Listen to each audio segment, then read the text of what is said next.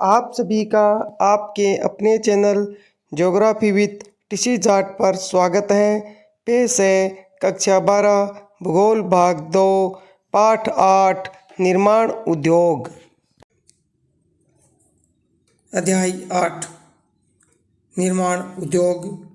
मुख्य बिंदु। विभिन्न आधारों पर विनिर्माण उद्योगों का वर्गीकरण। सबसे पहले है स्वामित्व के आधार पर सार्वजनिक क्षेत्र, निजी क्षेत्र, मिश्रित क्षेत्र तथा सहकारी क्षेत्र। दूसरा है उत्पादन के उपयोग के आधार पर आधारभूत उद्योग, उपभोक्ता उद्योग, पूंजी वस्तु उद्योग तथा चौथा अर्धनिर्मित वस्तु उद्योग। कच्चे माल के स्रोत के आधार पर प्रकार कृषि आधारित उद्योग, खनिज आधारित उद्योग, वन आधारित उद्योग तथा चौथा पशु आधारित उद्योग। अगला प्रकार है विनिर्मित वस्तुओं के स्वरूप के आधार पर। पहला धातु आधारित उद्योग, दूसरा यांत्रिक इंजीनियरिंग उद्योग, तीसरा रसायन आधारित उद्योग, चौथा वस्त्र उद्योग, पांचवा खाद्य प्रसंस्करण उद्योग, छठा विद्युत निर्माण, सातवां इलेक्ट्रॉनिक उद्योग और आठवां जनसंचार उद्योग। आगे उद्योगों की अवस्थिति को प्रभावित करने वाले प्रमुख कारक। उद्योगों की अवस्थिति को प्रभावित करने वाले प्रमुख कारक। पहला है उद्योगों के लिए कच्चा माल, दूसरा शक्ति के साधन, तीसरा बाजार एवं बैंकिंग व्यवस्था, चौथा परिवहन एवं संचार के साधन, पांचवा सस्ता व कुशल श्रम तथा छठा औद्योगिक नीति सरकार का रुख।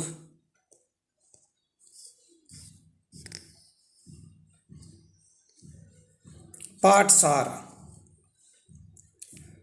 प्राथमिक क्रियाकलापों से प्राप्त उत्पाद को पुनर्निर्माण कर मानव उपयोगी बनाने की क्रिया को द्वितीय क्रियाकलाप कहा जाता है।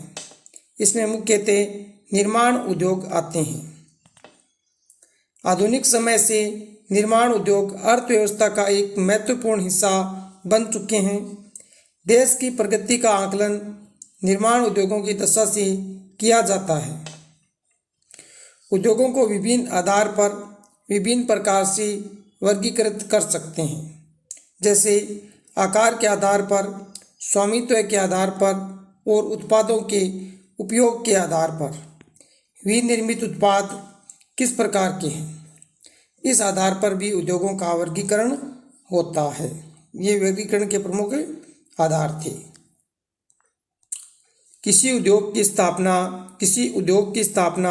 किसी स्थान पर करते समय इस बात का ध्यान रखा जाता है कि वहाँ उस उद्योग के लिए कच्चा माल, बिजली, परिवहन की व्यवस्था, श्रम और बैंकिंग की सुविधा है या नहीं। लोहा एवं इस्पात उद्योग पर अन्य उद्योग निर्भर है, इसलिए इन्हें आधारभूत उद्योग कहा जाता है। भारत में प्राइवेट एवं पब्लिक सेक्टर दोनों सेक्टर में कई लोहा इस्पात उद्योग केंद्र हैं। वस्त्र उद्योग भारत का प्राचीन उद्योग है और पूरे भारत में फैला है।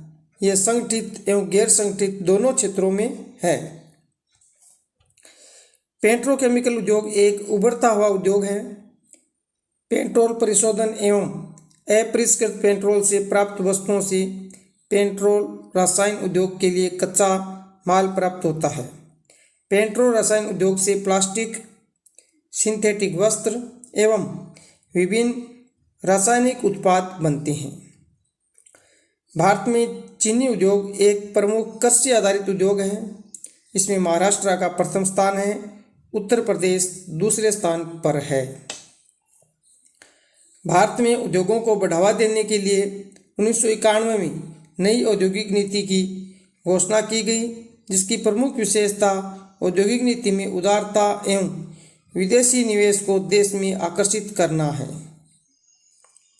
उद्योगों के समूहन एवं निवेशित पूंजी के आधार पर भारत में 8 मुख्य औद्योगिक प्रदेश, 13 लघु औद्योगिक प्रदेश एवं 15 औद्योगिक जिले हैं।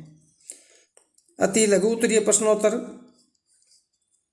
प्रथम प्रश्न 1, पेट्रोकेमिकल उद्योग किसे कहते हैं? उत्तर, भूगर्भ से निकले खनिज तेल के परिशोधन के फलस्वरूप कई प्रकार के उत्पाद प्राप्त होते हैं, उसी को कच्चे माल के रूप में प्रयोग करके कई प्रकार की वस्तुएं बनती हैं।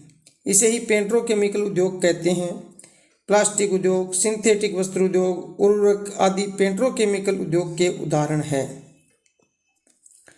प्रश्न 2, ज्ञान आधारित उद्योग से क्या तात्पर्य है? उत्तर, अति उच्च शिक्षा प्राप्त व्यक्ति, वैज्ञानिक, इंजीनियर आदि उत्पादन कार्य में विशिष्ट ज्ञान का उपयोग करते हैं तो उसे ज्ञान आधारित उद्योग कहते हैं। प्रश्न 3, टाटा लौह और इस्पात कंपनी को जल प्रदान करने वाली दोनों नदियों के नाम बताइए। उत्तर, स्वर्णरेखा और खारकोई। प्रश्न 4, विजयनगर इस्पात संयंत्र कहाँ स्थित है? उत्तर, होसपेट, कर्नाटक में। प्रश्न 5, वैश्वीकरण से क्या तात्पर्य है? उत्तर, देश की अर्थव्यवस्था को विश्व की अर्थव्यवस्था के साथ एकीकृत करना वैश्वीकरण है। इस प्रक्रिया में वस्तुएं, सेवाएं, श्रम, पूंजी एवं संसाधन एक राष्ट्र से दूसरे राष्ट्र में स्वतंत्र रूप से गमन करते हैं। प्रश्न 6, औद्योगिक प्रदेश किन्हें कहते हैं? उत्तर, किसी निर्धारित क्षेत्र में उद्योगों का संकेंद्रण होना, श्रमिकों का अधिक होना, औद्योगिक कार्यों में ऊर्जा की खपत अधिक होना और उत्पाद का मूल्य अधिक होना किसी प्रदेश को औद्योगिक प्रदेश का दर्जा देते हैं। प्रश्न 7, रूस के सहयोग से बने भारतीय लौह इस्पात उद्योगों के नाम लिखिए। उत्तर, भिलाई इस्पात संयंत्र एवं बोकारो इस्पात संयंत्र रूस के सहयोग से बने हैं। प्रश्न 8, उत्तर प्रदेश में स्थित सूती वस्त्र उद्योग का सबसे महत्वपूर्ण केंद्र कौन सा है? उत्तर, कानपुर। प्रश्न 9, प्रश्न 8, उत्तर प्रदेश में स्थित सूती वस्त्र उद्योग का सबसे महत्वपूर्ण केंद्र कौन सा है? उत्तर, कानपुर। प्रश्न 9, गुड़गांव, दिल्ली, मेरठ औद्योगिक प्रदेश में किस तरह के उद्योगों का विकास हुआ है? उत्तर, यह क्षेत्र खनिज क्षेत्रों एवं ऊर्जा संसाधन क्षेत्रों से दूर है, अतः यहाँ हल्के एवं बाजार आधारित उद्योग विकसित हुए हैं, जैसे विद्युत के सामान, वस्त्र, हौजरी, मशीनें, चमड़ा, सॉफ्टवेयर उद्योग आदि। प्रश्न 10, राउरकेला तथा दुर्गापुर इस्पात संयंत्र की स्थापना किन देशों के सहयोग से हुई? उत्तर, राउरकेला की स्थापना जर्मनी के सहयोग से। दूसरा, दुर्गापुर की स्थापना हुई यूनाइटेड किंगडम यूके के सहयोग से।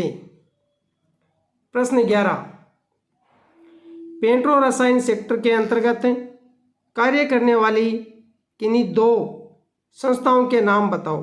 उत्तर, पहला है भारतीय पेट्रो रासायनिक कॉरपोरेशन लिमिटेड IPCL।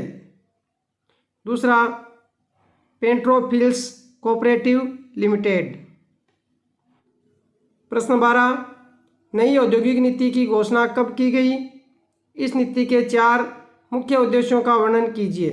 उत्तर, नई औद्योगिक नीति की घोषणा 1991 में की गई। इस नीति के प्रमुख उद्देश्य निम्नलिखित हैं।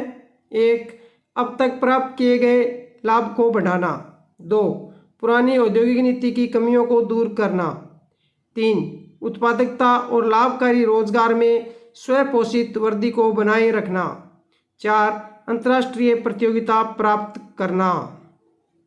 13, लौह इस्पात उद्योग किसी देश के औद्योगिक विकास का आधार है, ऐसा क्यों? उत्तर, लौह इस्पात उद्योग आधुनिक औद्योगिकरण की नींव है, क्योंकि यह उद्योग कई उद्योगों को आधारभूत सामान प्रदान करता है। 2, ये आधुनिक मशीनों, परिवहन तथा यंत्रों का आधार है, इसलिए इसे उद्योगों की कुंजी भी कहा जाता है। प्रश्न 14, सूती वस्त्र उद्योग के 2 सेक्टरों के नाम बताओ। उत्तर, 2 सेक्टर, हथकरघा सेक्टर और विद्युत करघा सेक्टर। इनमें उत्पादन सीमित होता है हथकरघा सेक्टर में। हथकरघा सेक्टर, यह सेक्टर स्थानीय श्रम तथा कच्चे माल पर निर्भर करता है तथा इसका उत्पादन भी सीमित है। विद्युत करघा सेक्टर, इसमें कपड़ा मशीनों द्वारा उत्पादित किया जाता है। यह सेक्टर देश के कुल उत्पादन का 50% भाग उत्पादित करता है। प्रश्न 15, वे कौन से कारक हैं जिनके कारण उद्योगों का केंद्रीकरण होता है? औद्योगिक प्रदेशों को निर्धारित किए जाने के लिए किन सूचकांकों का प्रयोग किया जाता है? उत्तर, पहला है औद्योगिक इकाइयों की संख्या, दूसरा औद्योगिक कर्मियों की संख्या, तीसरा उद्योगों में प्रयोग की जाने वाली शक्ति की मात्रा, चौथा कुल औद्योगिक उत्पादन और पांचवा है उत्पादन प्रक्रिया में लगी पूंजी का मूल्य।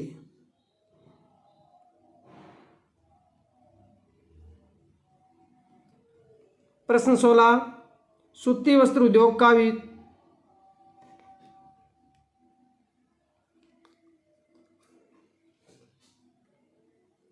प्रश्न 16, सूती वस्त्र उद्योग का वितरण स्पष्ट करते हुए बताइए कि इस उद्योग के पूरे देश में वितरित होने के प्रमुख कारण क्या है? उत्तर, इसका वितरण सर्वप्रथम मुंबई एवं अहमदाबाद में सूती वस्त्र उद्योग का विकास हुआ। तत्पश्चात दक्षिण भारत में कोयम्बटूर, मदुरै, बंगलोर में ये उद्योग फैला। इसके अतिरिक्त नागपुर, इंदौर, सोलापुर, कानपुर, वडोदरा आदि केंद्र बने। आज तमिलनाडु में ये सबसे अधिक हथकरघे मिलते हैं। कारण, समस्त देश में इस उद्योग के विस्तार के प्रमुख कारण निम्न हैं। वस्त्र उद्योग के पूरे देश में वितरण होने के प्रमुख कारण निम्न हैं। पहला, सस्ते स्थानीय श्रम, 2 विद्युत शक्ति की उपलब्धता, 3 कच्चा माल एवं उत्पादित माल हल्का होने के कारण यह बाजार केंद्रित उद्योग है, अर्थात कच्चे माल कपास के स्रोत के पास नहीं वरन बाजार के पास उद्योगों का होना। चौथा, परिवहन सुविधाओं का विकास। प्रश्न 17, भारत का सॉफ्टवेयर उद्योग ज्ञान आधारित उद्योगों में अग्रणी है, इस कथन के पक्ष में तर्क दीजिए। उत्तर, पहला तर्क है आईटी सॉफ्टवेयर एवं सेवा उद्योग भारत के सकल घरेलू उत्पादन के लगभग 2% के लिए उत्तरदायी है। 2, भारतीय सॉफ्टवेयर कंपनियां अंतर्राष्ट्रीय गुणवत्ता युक्त है। 3, इस क्षेत्र में रोजगार अवसरों का बड़ी मात्रा में सृजन हुआ है।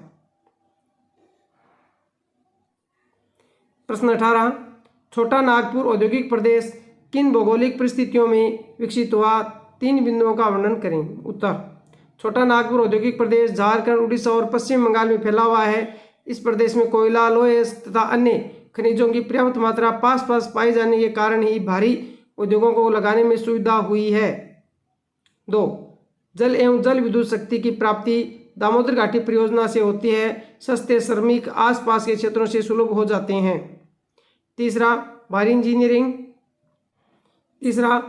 इंजीनियरिंग, लोह इस्पात संयंत्र, उर्वरक, सीमेंट, कागज, रेल इंजन और भारी विद्युत उद्योग, मशीन उद्योग आदि इस प्रदेश के महत्वपूर्ण उद्योग हैं। रांची, धनबाद, सिंदरी, हजारीबाग, जमशेदपुर, दुर्गापुर, राउरकेला, आसनसोल, बोकारो और डालमिया नगर महत्वपूर्ण औद्योगिक नगर हैं। प्रश्न 19, चीनी उद्योग एक मौसमी उद्योग क्यों है? उत्तर, चीनी उद्योग एक मौसमी उद्योग है क्योंकि 1, गन्ना अगर खेत से काटने के 24 घंटे के अंदर ही पेरा जाए तो रस निकाला जाए तो अधिक चीनी की मात्रा प्राप्त होती है। दूसरा, शुष्क ऋतु में गन्ने को खेत में नहीं रखा जा सकता, सूखने पर चीनी की मात्रा कम हो जाती है, इसलिए इसे काट कर फौरन मिलों तक भेजा जाना जरूरी है। मिलें केवल उस मौसम में कार्य करती है जब उसे काटा जाता है। 3, गन्ने की पिराई का काम वर्ष भर नहीं होता, केवल 4 से 6 महीने तक ही मिल चल पाती है।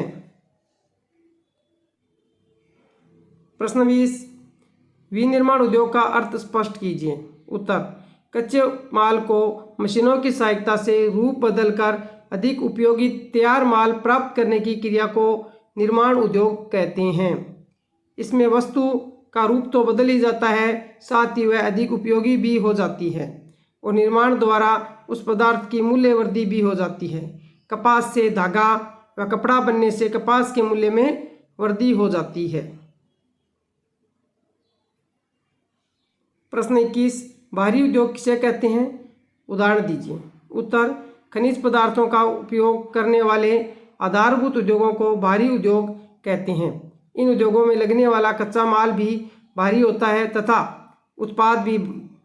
ये उद्योग किसी भी देश के औद्योगिकरण की आधारशिला है, जैसे लोहा इस्पात उद्योग, मशीनरी उद्योग, इंजीनियरिंग सामान बनाने के उद्योग भारी उद्योगों में गिने जाते हैं।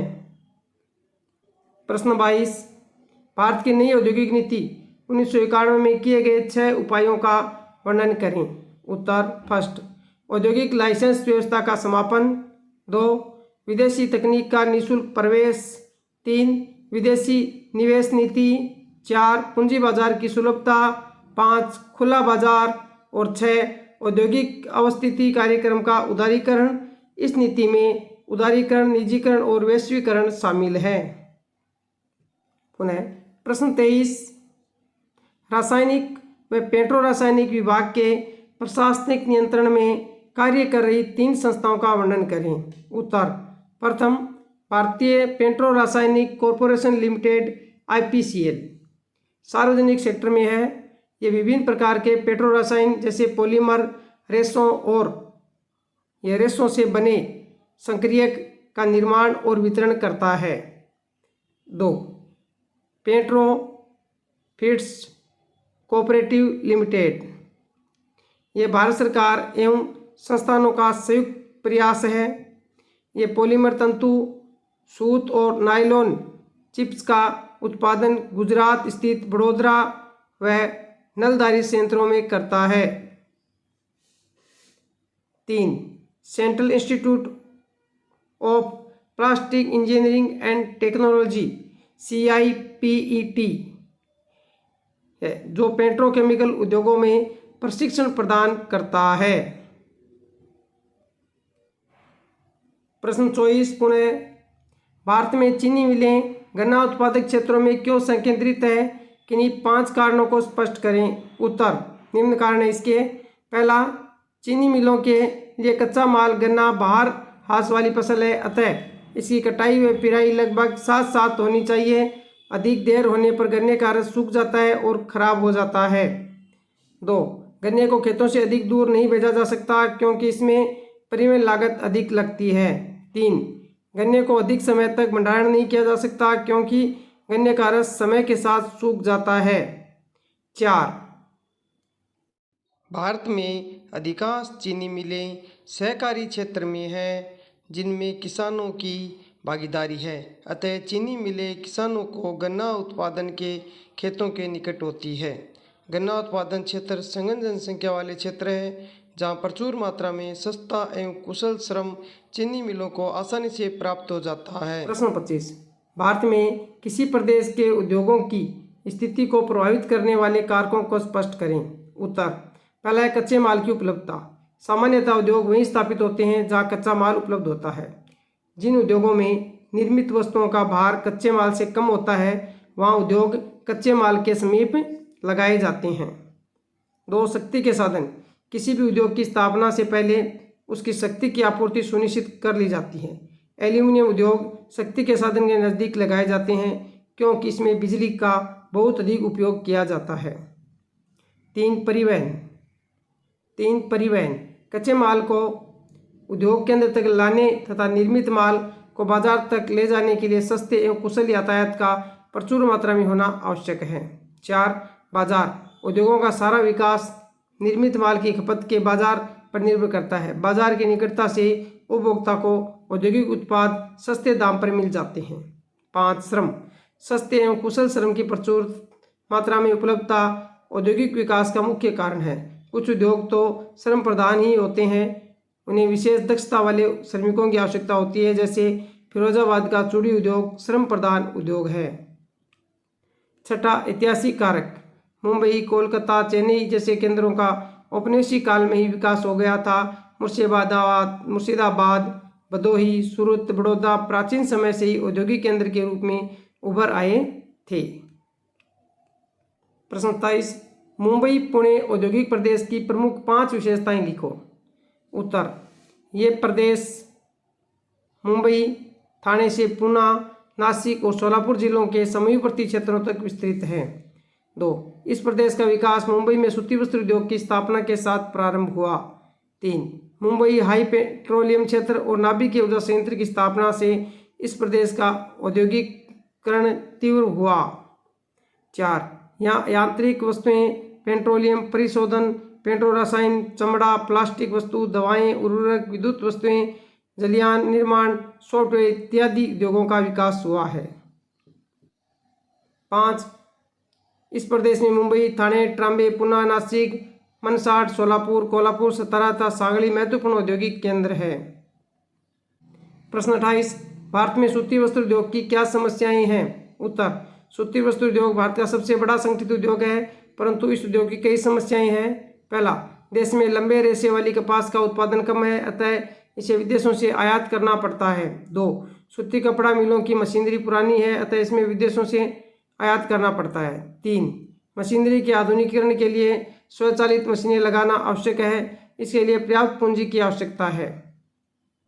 4 देश में हथकरघा उद्योग में प्रतिस्पर्धा है। 5 इसे विदेशों से भी प्रतिस्पर्धा करनी पड़ रही है। चीन व जापान के तैयार वस्त्रों से अधिक प्रतिस्पर्धा करनी पड़ रही है। प्रश्न 29 उदारीकरण, निजीकरण और वैश्वीकरण से आप क्या समझते हैं? उन्होंने भारत के औद्योगिक विकास में किस प्रकार सहायता की है? उत्तर क उदारीकरण। उदारीकरण से अभिप्राय निजी क्षेत्र में सभी प्रकार के प्रतिबंधों को हटाना ताकि वह क्षेत्र अधिक प्रतिस्पर्धा के योग्य बन सके। उदारीकरण की मुख्य विशेषताएं निम्नलिखित हैं। 1 औद्योगिक लाइसेंस व्यवस्था को समाप्त करना। 2 विदेशी टेक्नोलॉजी का भारत में प्रयोग में स्वतंत्रता। 3 विदेशी निवेश का उदारीकरण। 4 खुला व्यापार। ख निजीकरण। निजीकरण निजी क्षेत्र में अधिक से अधिक उद्योगों को सम्मिलित करना। 2 सरकार का प्रभुत्व समाप्त करना तथा नए क्षेत्र जैसे खनन, दूरसंचार, मार्ग निर्माण और व्यवस्था को व्यक्तिगत कंपनियों के लिए खोलना। वैश्वीकरण इसके द्वारा देश की अर्थव्यवस्था को संसार की अर्थव्यवस्था के साथ एकीकृत करना है। इस प्रक्रिया के अंतर्गत सामान, पूंजी सहित सेवाएं, श्रम और संसाधन एक देश से दूसरे देश को स्वतंत्रतापूर्वक पहुंचाए जा सकते हैं। उदारीकरण, निजीकरण और वैश्वीकरण ने भारत के औद्योगिक विकास में निम्न प्रकार से सहायता की है। प्रथम, विदेशी सहयोग में वृद्धि हुई है। विदेशी निवेश का बड़ा भाग घरेलू उपकरणों, वित्त सेवा, इलेक्ट्रॉनिक और विद्युत उपकरण, खाद्य एवं दुग्ध उत्पादों में लगाया जा चुका है। 2 प्रतिस्पर्धा के परिणाम स्वरूप कुछ भारतीय कंपनियों को भी लाभ हुआ है। उनको नई तकनीक में निवेश का अवसर प्राप्त हुआ है। इसके फलस्वरूप ये कंपनियां अपने उत्पादन में वृद्धि करने में सफल रही हैं। 3 टाटा मोटर, इन्फोसिस जैसी कंपनियों ने विश्व भर में अपनी शाखाएं खोली है। 4 छोटे उत्पादकों पर वैश्वीकरण का बुरा प्रभाव पड़ा है, वे बड़ी कंपनियों से प्रतिस्पर्धा नहीं कर सकें। प्रश्न 30 स्वतंत्रता के पश्चात पंचवर्षीय योजनाओं में स्थापित सार्वजनिक क्षेत्र के इस्पात उद्योगों के नाम बताइए तथा वे किन देशों के सहयोग से स्थापित हुए थे। बोकारो इस्पात संयंत्र को कौन सी 3 सुविधाएं प्राप्त हैं? उत्तर पंचवर्षीय योजना में स्थापित सार्वजनिक क्षेत्र के इस्पात संयंत्र निम्न है। पहला, राउरकेला इस्पात संयंत्र उड़ीसा में है। यह जर्मनी के सहयोग से बना। मैप में देखिए, ये यहाँ राउरकेला है उड़ीसा में। अगला, दूसरा भिलाई इस्पात संयंत्र, यह छत्तीसगढ़ में और रूस के सहयोग से स्थापित किया गया है। मैप में देखिए, ये भिलाई इस्पात संयंत्र है छत्तीसगढ़ में। चलिए आगे। तीसरा, दुर्गापुर इस्पात संयंत्र, ये पश्चिम बंगाल में ग्रेट ब्रिटेन के सहयोग से स्थापित किया गया है। ये देखिए मैप में दुर्गापुर इस्पात संयंत्र, ये दुर्गापुर इस्पात संयंत्र है। आगे, बोकारो इस्पात संयंत्र, यह झारखंड में और ये रूस के सहयोग से स्थापित किया गया है। ये देखिए मैप में बोकारो इस्पात संयंत्र झारखंड में यहाँ स्थित है। बोकारो इस्पात संयंत्र को प्राप्त सुविधाएं। बोकारो इस्पात संयंत्र को क्या क्या सुविधाएं प्राप्त है? देखिए, पहला है, इस संयंत्र की स्थापना परिवहन लागत न्यूनीकरण सिद्धांत के आधार पर की गई थी। बोकारो और राउरकेला संयुक्त रूप से राउरकेला प्रदेश से लौह अयस्क प्राप्त करते हैं और वापसी में मालगाड़ी के डिब्बे राउरकेला के लिए कोयला ले जाते हैं। 2. बोकारो इस्पात संयंत्र दामोदर घाटी निगम से बिजली प्राप्त करता है। दामोदर बोकारो नदियों से जल तथा कोलकाता से पतन सुविधाएं मिलती है। 3. यह संयंत्र क्योंझर से लोएस्क जरिया से कोयला और पलामू से चूना प्राप्त करता है। 31. गुजरात औद्योगिक प्रदेश की प्रमुख 5 विशेषताएं लिखें। उत्तर: यह प्रदेश अहमदाबाद एवं बड़ोदरा के बीच स्थित है। यह प्रदेश दक्षिण में वलसाड, सूरत तथा पश्चिम में जामनगर तक फैला है। 2 नंबर, यह प्रदेश की सूती वस्त्र उद्योग का महत्वपूर्ण केंद्र है। सूती वस्त्र उद्योग के अतिरिक्त पेट्रो रासायनिक उद्योग, इंजीनियरिंग उद्योग, चीनी उद्योग एवं दवाई उद्योग यहाँ के प्रमुख उद्योग हैं। 3. इस प्रदेश को कपास उत्पादन क्षेत्र में स्थित होने के कारण कच्चे माल और बाजार दोनों का लाभ प्राप्त है। 4. इस प्रदेश के महत्वपूर्ण औद्योगिक केंद्र अहमदाबाद, बड़ौदा, भरूच, कोयली, सूरत, वलसाड और जामनगर आदि हैं। 5. कांदला बंदरगाह ने इस औद्योगिक प्रदेश के विकास में तेजी लाने में योगदान दिया है। 6. कोयली तेल शोधनशाला के कारण पेट्रोकेमिकल उद्योग स्थापित हुए हैं। वीडियो पूरा देखने के लिए धन्यवाद। वीडियो को लाइक करें, शेयर करें और चैनल सब्सक्राइब नहीं किया है तो चैनल को सब्सक्राइब ज़रूर करें।